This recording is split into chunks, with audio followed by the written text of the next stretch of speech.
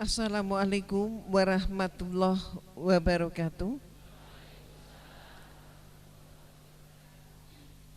Yang saya hormati Bapak Ketua Basnas Kota Yogyakarta beserta jajarannya. Yang saya hormati Ketua PHBI Balai Kota Yogyakarta. Yang saya hormati Ketua Takmir Masjid Pangeran Diponegoro Balai Kota Yogyakarta. Yang saya hormati Dirut Bank Jogja atau yang mewakili. Yang saya hormati BMT Beringharjo atau yang mewakili. Yang saya hormati Ketua Badku TKA TPA Kota Yogyakarta. Yang saya hormati seluruh tamu undangan beserta jamaah pengajian Songsong Ramadan 1437 Hijriah yang berbahagia. Dan alhamdulillah yang mendampingi saya saat ini beliau adalah Ibu Penasihat Yayasan Irena Center yang saya hormati, dan semua ibu-ibu serta bapak-bapak yang insya Allah kita dirahmati oleh Allah.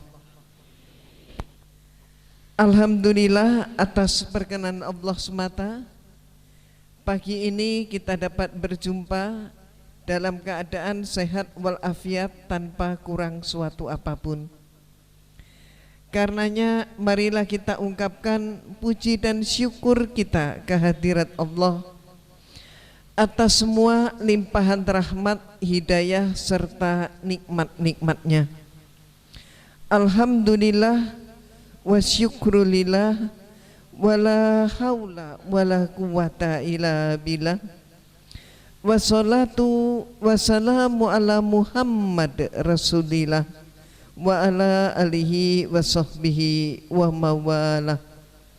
Segala puji dan syukur marilah semata-mata kita panjatkan keharibaan Allah yang telah berkenan mengatur hidup kita, yang karena rahmatnya semata alhamdulillah kaji kita di pagi hari ini dapat berlangsung dengan baik.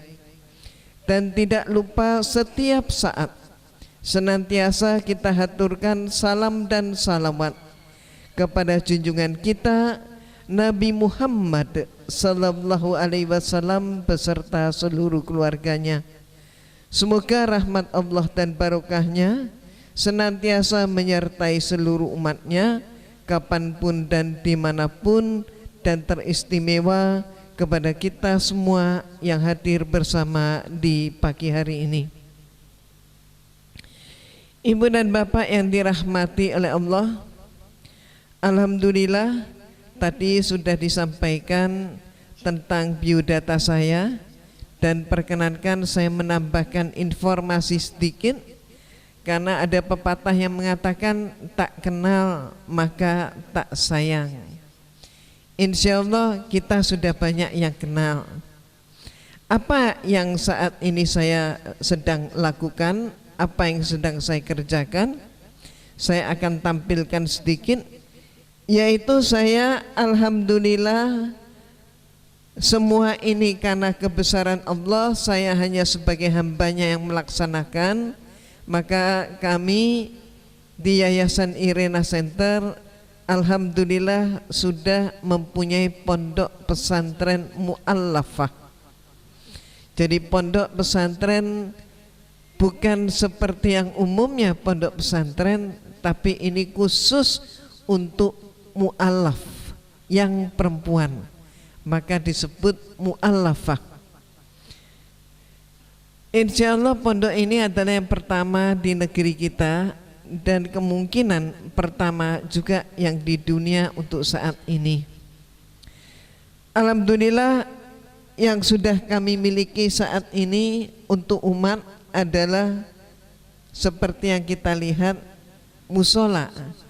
Walaupun musola ini besarnya sama dengan masjid, lantai 2, tapi kami sebut musola karena tetangga kami sudah ada masjid dan peruntukannya adalah untuk internal. Berikutnya juga sudah ada gedung serbaguna yang berfungsi multi, termasuk mulai bulan suci Ramadan 2-3 tahun yang lalu sudah mulai kami pakai. Kemudian berikutnya yang saat ini sedang kami lakukan adalah membangun asrama, terutama bagi mu'allafah yang terusir dari rumah, maka mereka mempunyai kesempatan untuk tinggal di asrama. Lain kalau mu'allaf laki-laki, maka ketika dia terusir dia bisa menginap di masjid misalnya, menjadi marbot misalnya. Tapi kalau mu'allafah, kemana dia harus berlindung? Maka inilah penting sekali, vital sekali tentang asrama. Saya menunjukkan ini dengan harapan ibu dan bapak berkenan untuk mendoakan supaya cepat terrealisir. Gambarnya antara lain kalau sudah jadi akan seperti ini. Berikut lagi, ini adalah gambar gedung asrama. Dan yang boleh menginap di sini bukan hanya mu'allafah, tapi kita semua yang menikmati kajian-kajian yang disajikan di pondok pesantren, terutama sekali yang ingin menikmati dan sekaligus memiliki keilmuan tentang perbandingan agama, khususnya adalah kristologi. Kalau kita baru-baru ini sangat mendambakan hadirnya Zakir Naik di tanah air kita untuk berceramah, dan ternyata tidak bisa hadir, dan insya Allah di pondok pesantren mu'allafah keilmuan untuk menjadi seorang Zakir Naik itu insya Allah akan terpenuhi. Nah, itu sekilas apa yang kami lakukan. Insya Allah cukuplah pengenalan singkat ini sudah mewakili. Maka kemudian bagaimana dengan materi kita? Insya Allah materi kita adalah persiapan untuk menyongsong bulan suci Ramadan, tarhim Ramadan. Namun kita saat ini sesungguhnya banyak juga saudara-saudara kita yang sedang memperingati Isra dan Mi'raj Rasulullah Sallallahu Alaihi Wasallam. Sekilas saja, bukan materi kita inti, tapi sekilas saja. Dan mari kita ambil hikmahnya. Ada apa dengan peristiwa Isra dan Mi'raj Rasulullah Sallallahu Alaihi Wasallam? Baru kita nanti akan masuk kepada persiapan, mempersiapkan diri untuk memasuki bulan suci yang penuh berkah, ampunan dan pembebasan dari api neraka. Saya teringat kepada surat Al-Isra ayat 1. Insya Allah ibu-ibu dan bapak-bapak semuanya juga sudah sangat hafal. Subhanalladzi asra bi abdihi lailam minal masjidil haram ilal masjidil aqsa alladzi barokna haulahu linuriyahu min ayatina innahu was-samiul basir. Shadaqallahul alim. Terjemahnya, Maha suci Allah yang telah menjalankan hambanya pada malam hari dari Masjidil Haram ke Masjid Al-Aqsa yang telah kami berkati sekelilingnya untuk memperlihatkan kepadanya tanda-tanda kebesaran kami. Sesungguhnya Allah Maha mendengar lagi Maha mengetahui.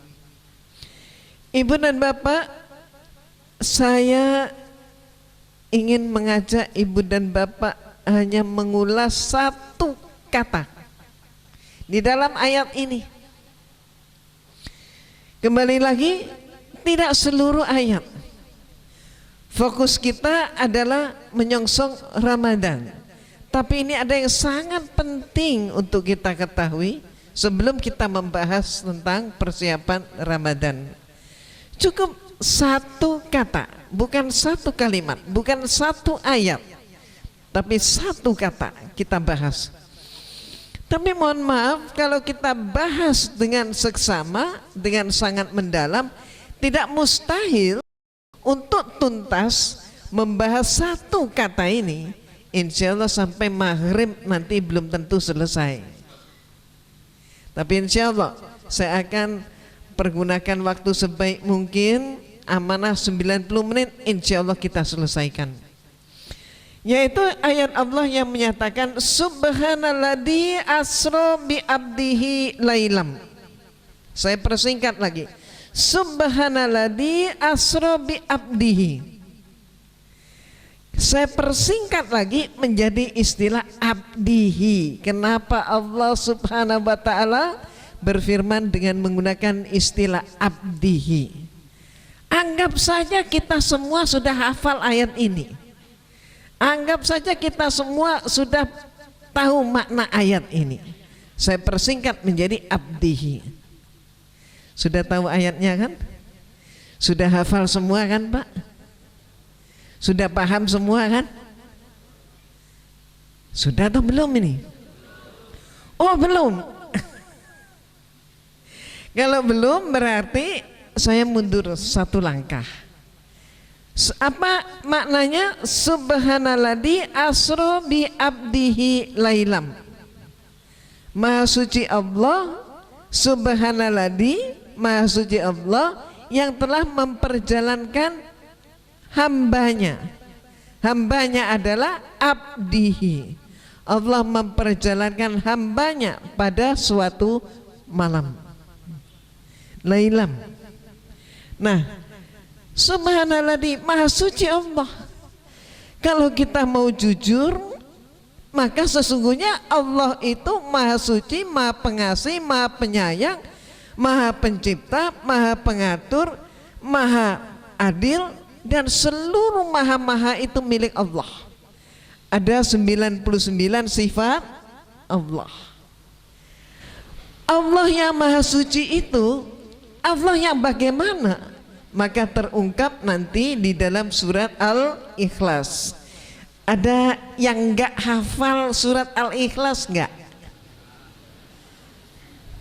Ada yang enggak hafal enggak?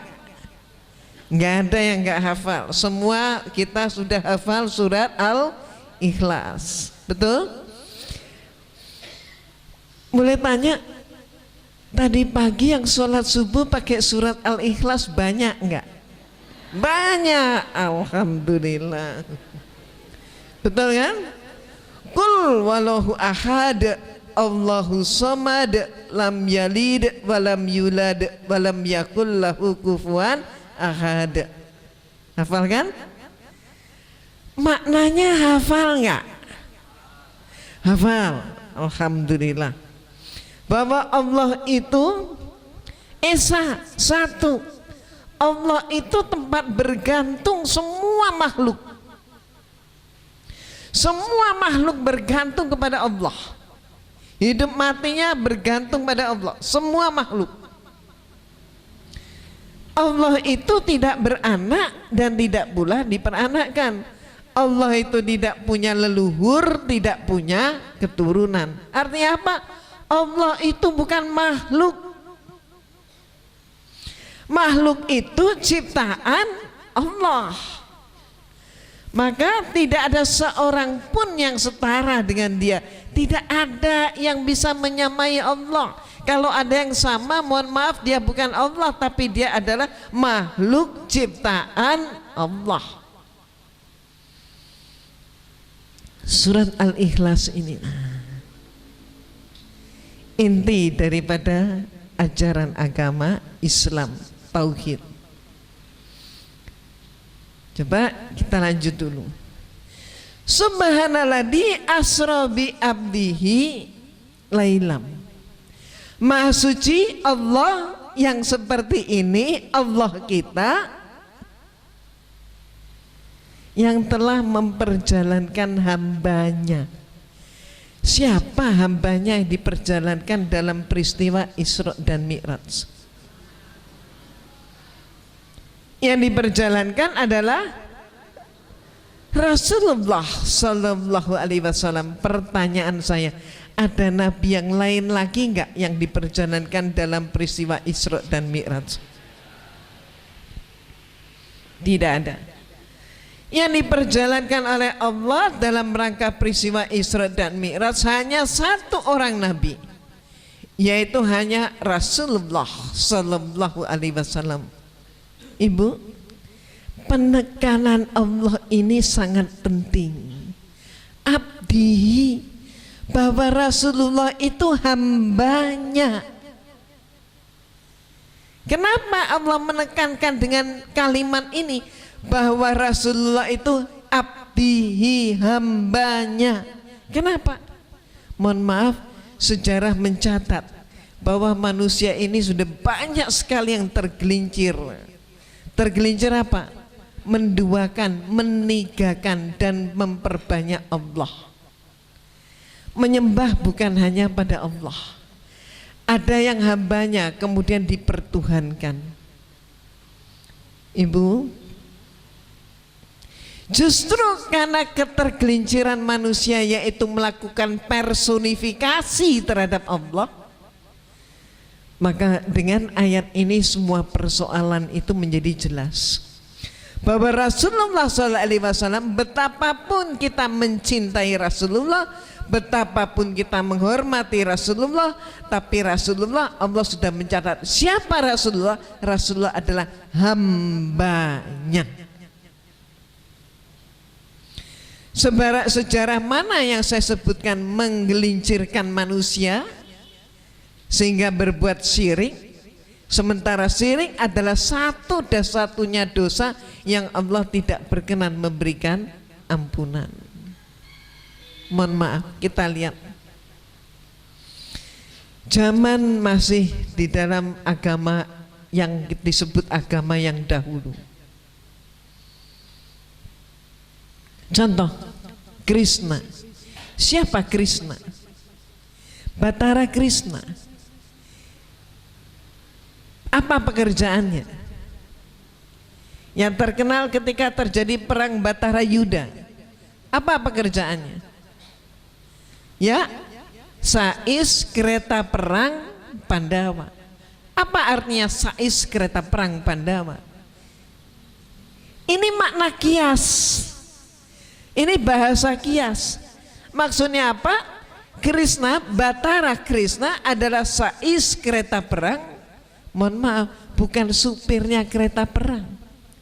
Tapi apa yang dimaksudkan? Dialah yang mengendalikan perang Pandawa. Jadi siapa dia? Dia adalah ahli strategi perang. Apa yang terjadi? Ketika Krishna yang menjadi sais, maka peperangan itu selalu ada di pihak Pandawa. Kenapa? Dia adalah seorang ahli.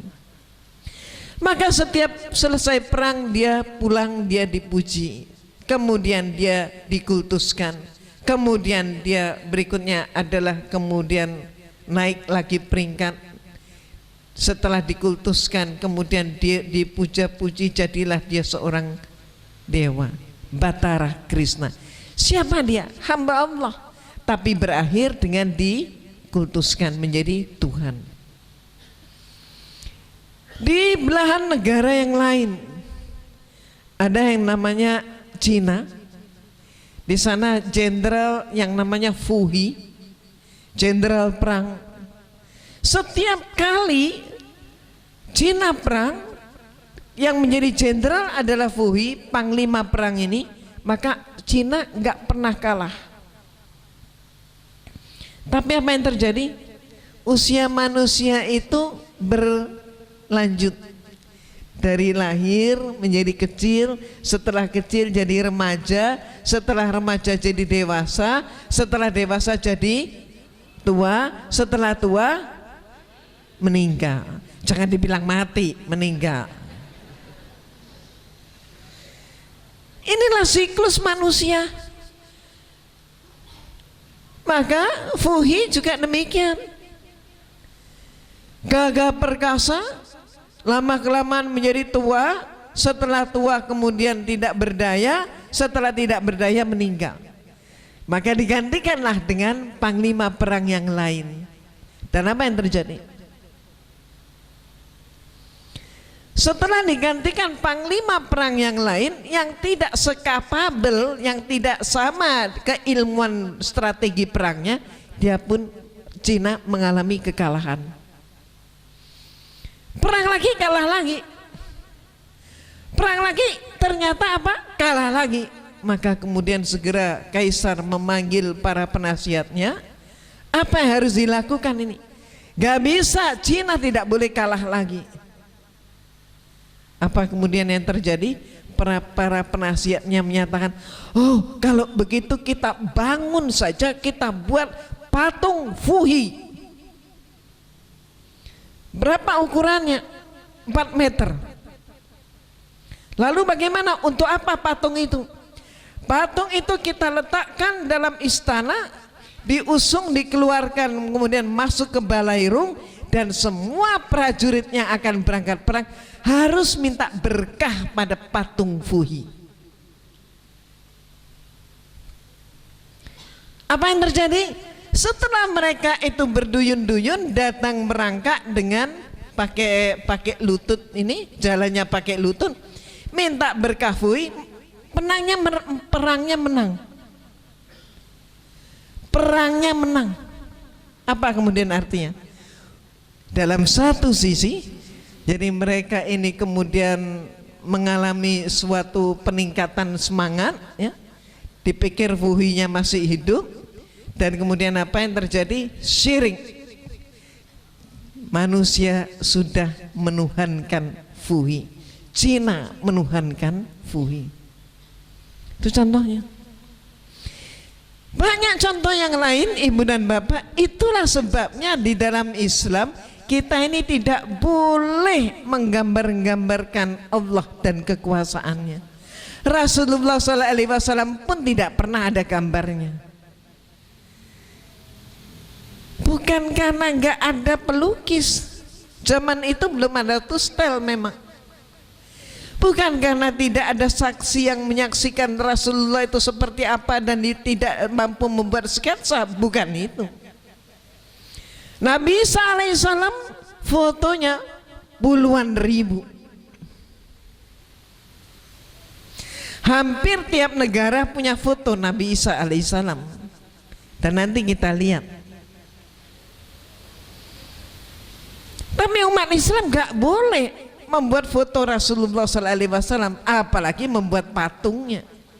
Kenapa? Itu tadi sejarahnya. Kalau manusia itu sudah difoto, sudah digambar-gambar, kemudian dipatungkan, salah melangkah setindak saja, maka sudah terjadi pengkultusan dan penuhanan. Ini yang terjadi. Maka ayat Allah ini menyatakan dengan jelas, subhanalladzi asra bi abdihi.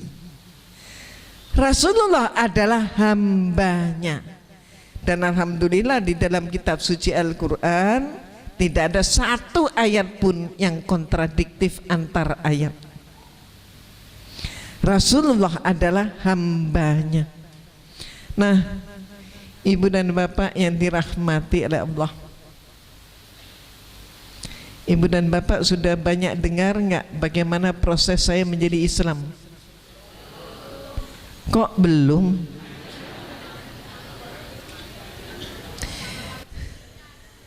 Ya kalau begitu saya ini rupanya datangnya dan kita ngajinya harusnya mulai kemarin ya. Ibu dan bapak yang dirahmati oleh Allah, 90 menit amanah untuk saya. Yuk tanpa memperpanjang waktu saya akan combine bagaimana saya menerima hidayah Allah, lewat apa, detailnya silakan nanti di dalam buku-buku yang sudah saya bawa dari Jakarta. Ada bukunya di depan. Nah oke. Apa yang membuat saya kemudian meninggalkan agama saya yang lama, Katolik, dan kemudian masuk Islam? Tauhid dan Al-Quran. Oke, coba kita lihat. Subhanalladzi asra bi abdihi. Bahkan ada seorang hamba Allah yang kemudian juga seorang nabi dan dipertuhankan. Siapa? Siapa? Nabi Isa alaihissalam. Ini juga yang menjadi pemicu saya sampai alhamdulillah, tanda kutip pemicu, alhamdulillah saya mendapatkan hidayah Allah sehingga menjadi seorang muslimah. Nah, oke, kita lihat. Ternyata Nabi Isa alaihissalam, ini sejarah gereja, Nabi Isa itu dipertuhankan untuk pertama kalinya. Peristiwa itu terjadi tahun 325 Masehi. Jadi kapan Nabi Isa itu dijadikan Tuhan? Tahunnya tahun 325. Dalam rangka apa? Saat itu mereka melaksanakan konferensi yang di dalam bahasa Latin Romawi disebut konsili, di kota yang namanya Nizea. Kalau ibu bapak hari ini lihat di peta atau di globe, cari Indonesia nggak ketemu. Yang ketemu namanya adalah Izmir. Nah, saat itu Izmir adalah Nizea. Siapa yang melakukan penuhanan, proses pelantikan Yesus jadi Tuhan? Atas perintah dan keputusan Kaisar Konstantin. Jadi siapa Kaisar Konstantin? Kaisar Konstantin saat itu, hari itu agamanya masih politisme, paganisme. Dia memimpin konsili, konferensinya umat Katolik. Hasil konferensi adalah menuhankan Nabi Isa yang mereka sebut dengan nama istilah Yesus. Kemudian Konstantin yang masih politisme, paganisme itu juga oleh gereja dicatat sebagai paus pertama. Tapi agamanya paus pertama ini masih agamanya saat itu politisme, paganisme. Ini sejarah gereja, udah gak bisa dibolak-balik lagi. Jadi ini otentik. Sejarah ini selalu berusaha untuk ditutupin. Banyak orang Kristen, Katolik, Protestan gak ngerti, apalagi umat Islam. Yang seringkali umat Islam itu cuek-cuek aja. Orang Islam baru ribut kalau sudah anaknya terkena program pacarisasi. Betul nggak? Ya atau ya? Jadi kalau sudah orang Islam itu biasanya cirinya kalau sudah disakitin, tunggu digebuk dulu baru bereaksi. Betul nggak? Ibu dan bapak yang dirahmati oleh Allah, inilah sejarah Tuhan. Jadi Nabi Isa mereka lantik jadi seorang Tuhan. Next. Maka kemudian setelah melantik Nabi Isa menjadi Tuhan, mereka Romawi ini yang dulunya adalah politisme, paganisme, kemudian ketika dihadapkan pada suatu pertanyaan, jadi konsep Tuhan kita seperti apa? Maka mereka sepakat menyatakan konsep Tuhan kita harus merampingkan Tuhan dari jumlahnya yang sekian puluh dewa-dewi. Jadi reformasi Tuhan. Jadi agama pun ada reformasinya nih. Jadi mereka mengatakan Tuhan terlalu banyak itu tidak kondusif untuk persatuan bangsa, tidak bagus untuk pemerintahan kekaisaran. Maka yang bagus mana? Itu contohnya adalah Yahudi.